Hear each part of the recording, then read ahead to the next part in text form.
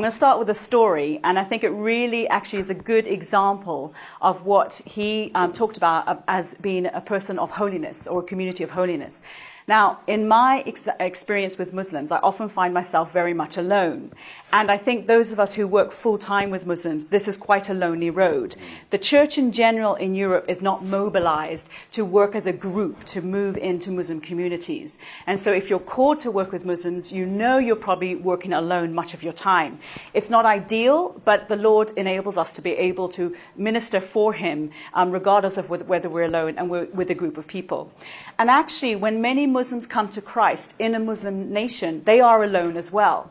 So sometimes perhaps that the Christians who are working with them end up being alone. Maybe God uses that so that we can minister to those people who come to Christ, and that we can understand the road that they walk on.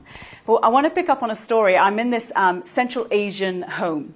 It's very male. There seems to be a lot of males in this home, young adult males. In an ideal situation, as a single female, I wouldn't say that's the best kind of environment to go into. But there's no other Christian around, even though I've been asking in London for someone to go into this home, another man to go into this home and to begin to work with this family. Now, I got to know the family through getting to know the women, and I taught them English, because the women in this home are not allowed outside of the home unless they have a male companion with them. So the only way they could learn English is if a person went into the home. And that's what I started to do.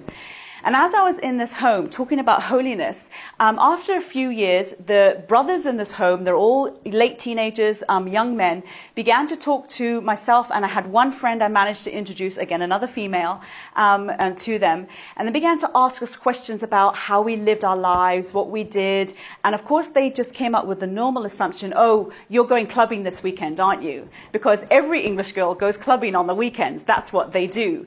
That's what every European Christian does, that you live for the weekends. That's the situation in Britain. It's probably the situation in other parts of Europe as well. Certainly in Western Europe, that would probably be the case.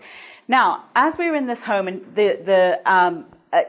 these Muslim men started asking us about the boyfriends we had. Started asking about, oh, Betty, you get drunk, don't you?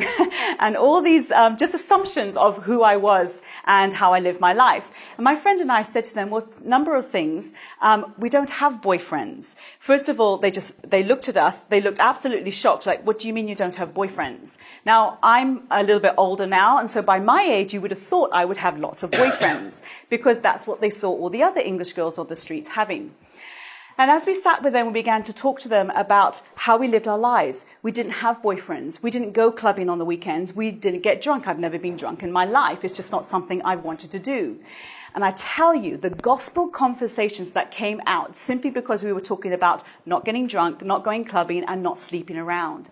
Now, again, in Bible school, you're never taught, if you're a girl, you don't talk about these issues with men, with Muslim men, because they're so intimate and they're so private.